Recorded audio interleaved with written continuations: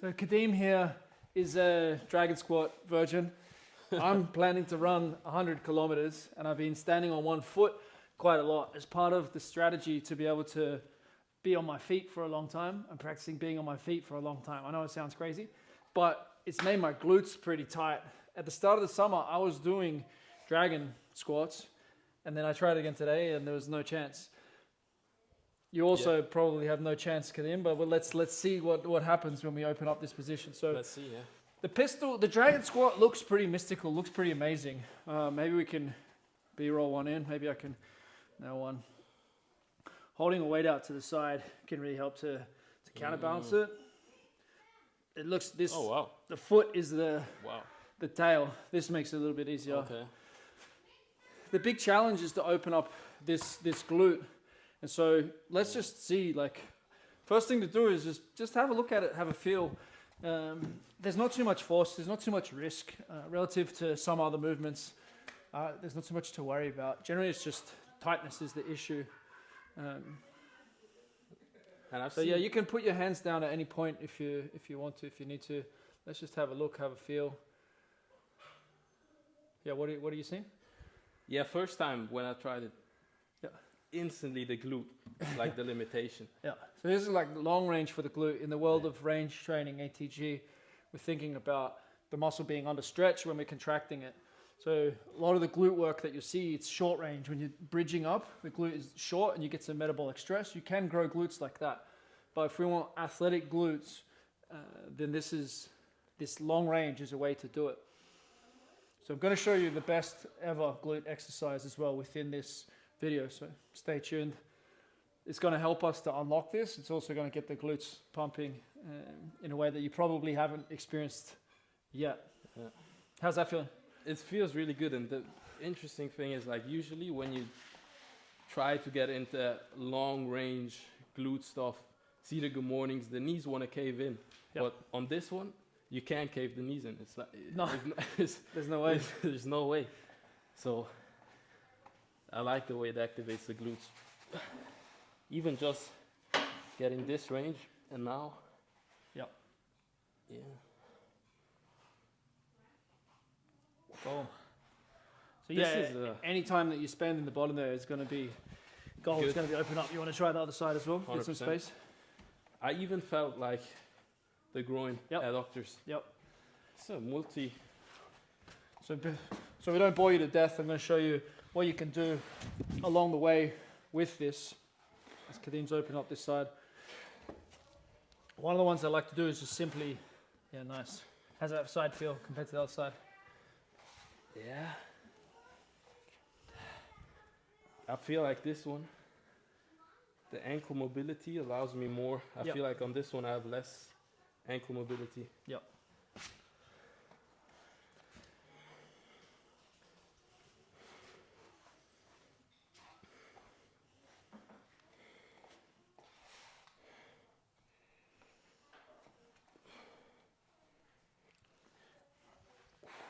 So the biggest thing we need to do is going to look crazy. You're going to think, oh, there's no way. If you spend some time down in this crossed over position, so you have your opposite foot on the box, just getting some time down in this position. The biggest issue that people have with mobility is it's too heavy and it requires too much strength. You're going to find that Goldilocks weight where you feel some load, but it doesn't feel so heavy that you have to block against it. So you want to let your body accept the stretch, accept the load. And then if we can push a little bit into this, I'm using probably, I don't know, I think 60, 70% of body weight. You can actually put a scale on there if you really wanted to know, and you can know how much of your body weight you're putting into the thing. But if you're getting some pulses, getting some time into that deep position, you can see you can have it with the foot flat, or you can let the foot come up a little bit so you get even further into the hip and still push out of the hip. A little bit of push with the hands. This is going to open up this movement and also just teach us the position. If you haven't been in the position before, you're not going to be strong in the position before. So you get some learning time. The more time you spend under tension there, the more it becomes normal. How's that feeling? This is the key here. Like, yeah. I mean, the bottom position is, it's like everything is working. I feel like it's not just the glute. Yeah. It's like even my feet Yep. need to, like the ankle needs to push in, pronate that like it doesn't fall out. Yeah. So you're gonna Typically what you want to do here is like let the ankle roll out. Yeah, and it's not too bad to let it roll out if you want to emphasize the glute. Like there's nothing bad about rolling into that position as well and feeling even deeper into the glute, push in through the side of the foot. So this kind of stretch, the crossover that you would see in the rest of the world would be like putting the foot behind the head, the one that a lot of children do, the pigeon pose, the 90-90 stretch. Yeah. These all have crossover with what we're doing here, but it's more of a real world application in a way that it's a feat that's got a binary outcome. I love testing. If you have tight glutes and you want to have a binary outcome of whether you've progressed with your glute strength and length, then this is an exercise that is going to give you that. You either get the dragon squat or you don't. Yeah. You either need 8 inches or 4 inches or 2 inches. You need a counterbalance or you don't need a counterbalance. You're getting this black and white feedback of, is this area improving? In the same way we get with the Jefferson curl, in the same way we get with something like a knee extension. This gives us accountability around glute progress, makes it a game. Yeah, that's the fun in it. Like, yeah, you got me hooked on this now. Like, See the Good Morning is amazing for me, but this is an all other level. This is going to be more, bit more lateral glute. And different flexibility compared to the seated Good Morning. It's not going to give you that flat back stiffness that we get from the seated Good Morning. It's a beautiful thing to protect us against the back squat. It's not going to substitute for that. Yeah. But you can definitely light up the glutes. So the other exercise I want to show you, this is one that I've been playing with, and I'm really in love with it at the moment. The first way you can do it is simply kneeling on one side. I'm a huge fan of kneeling squats. If you haven't played with kneeling squats, you should definitely play with them. If you keep the shoulders forward, then it's easier. If you keep the shoulders backwards, it's going to become more fascial, longer range. These are beautiful movement. But the sister to this, or the counterbalance to this, the yin to the yang, is using more of the glute in this movement. So letting this other leg come back. Yeah. So you can go all the way chest to floor, head to floor. It doesn't matter whether you balance it or not. If you want to balance it, But if you want to put pinkies down on the floor, hit the left side, hit the right side. And then the dragon variation of it is to put that trail leg across the body. So we'll put that, we'll let this leg come behind, sit into that same position, and then coming out with the glute. Yep. Yeah, and see if you can get that glute as close to the floor as you can. Yep. And head to floor. Yep. Boom. Yep. Pinkies down so the balance isn't the thing. Just use a very light balance with your fingertips. Yeah. Yeah. And then extend the hip. So sit up. Yeah. Come up to kneeling again on that side. Yeah, like that. Yeah. Wow. Yeah. And test it out left to right. What do you feel? Can you notice the difference? I feel the hip socket really opening up there. Yeah. It's like good. Yeah, it's gonna get into the joint capsule if that is a tight area for you. It really isolates this component of what we need for the dragon squat. If you feel anything really sharp pain in the joints, then don't do it.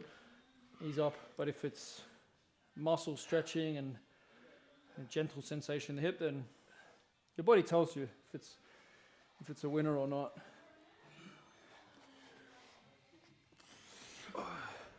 I did like 100 or so of these yesterday.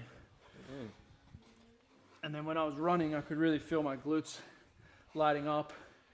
Some pre-fatigue. Pre-fatigue is a great trick bodybuilders use. If you don't really feel your glutes on a deadlift, for example, and you want to feel them more, then you can pre-fatigue into that muscle.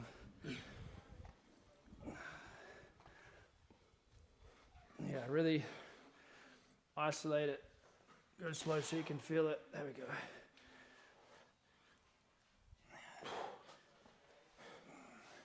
Did a lot of quads already today.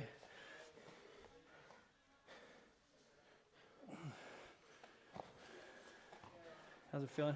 I love this. The gorilla push-up I was talking about Yeah, show me. is this one, right? It's like you Okay. have it here. You have the assistance. You just use the knuckles. Same deal. Yeah. It's same deal, but now pushing that like even more Yeah.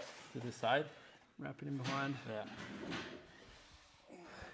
Even the low back, everything's working.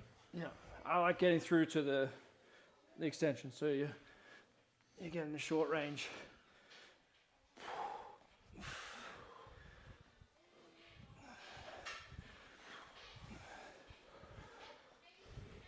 Next level is to keep the leg up, the back leg, or Yeah, you can keep the leg up.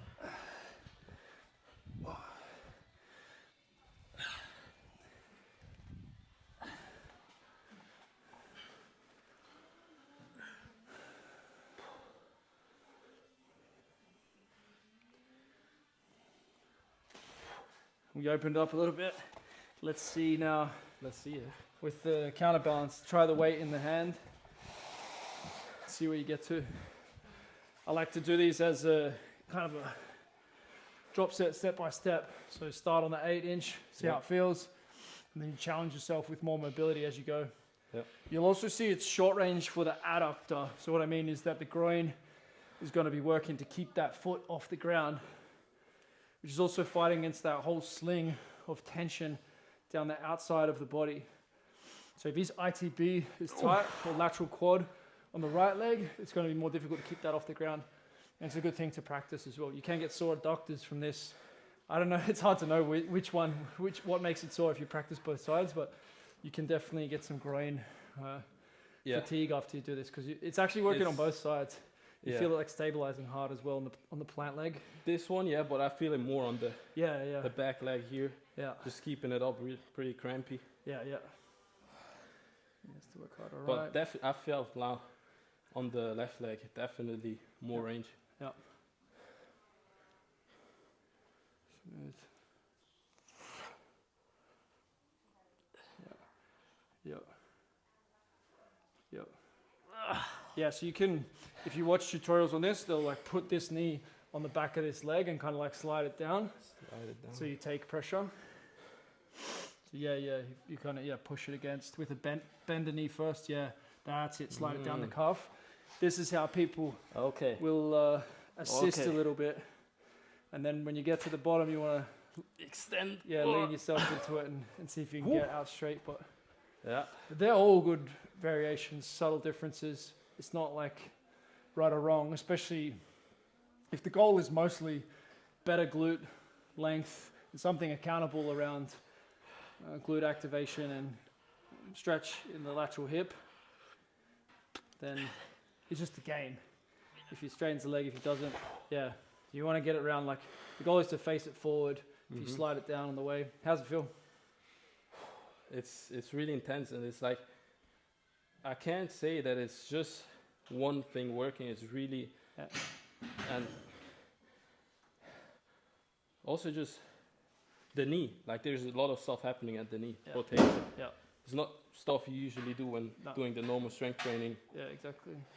So yeah, if we're really thinking about bulletproofing, then we want to be able to gently and under control experience different lines of force, different angles. If the body's adapting to that, then we're in a better place. This is impressive for first session. You pretty much just went straight in the deep end. But we want to pin this to here. Pin this. Yeah. Let it keep sliding down.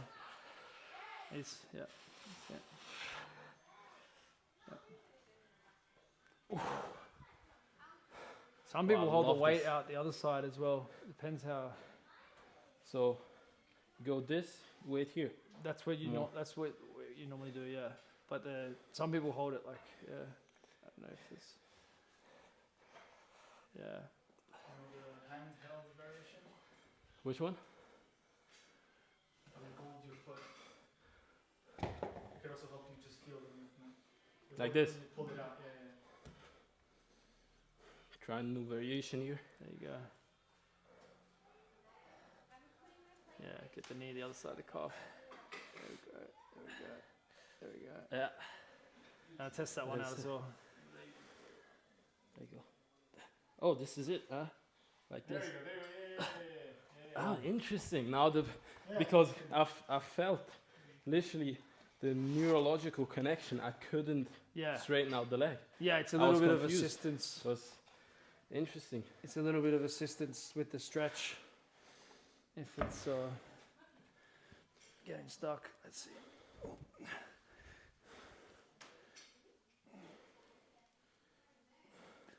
Yeah, that's it. Beautiful. Bring your shoulder over your knee. Wow. Yeah, and then fall into it. There That's you go. crazy. That's the dragon squat right there.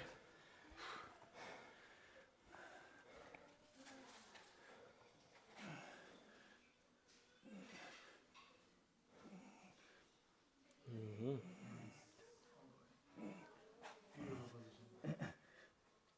Then push harder. Wow. Yeah, push it with everything there. Adductor, glute. Try the other Obliques. side. Jump in. Yeah. I'll go one side. Yeah.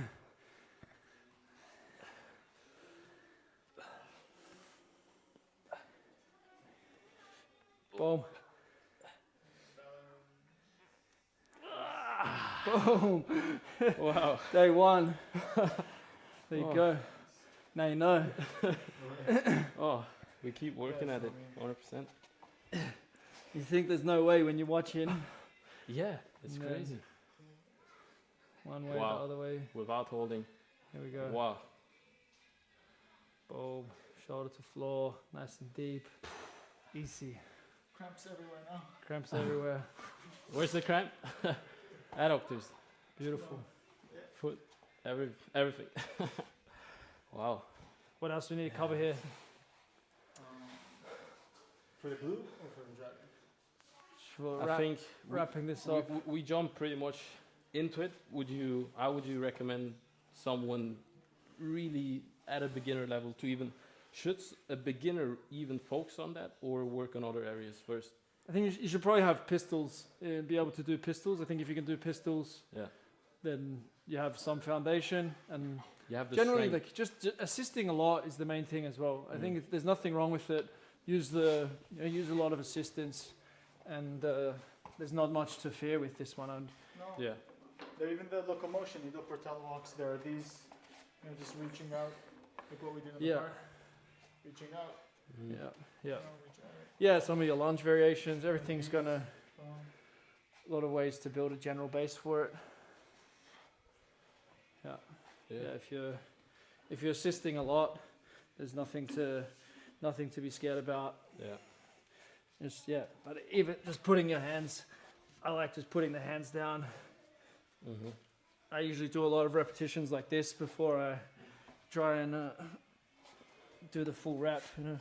Just giving the body a chance to feel the positions.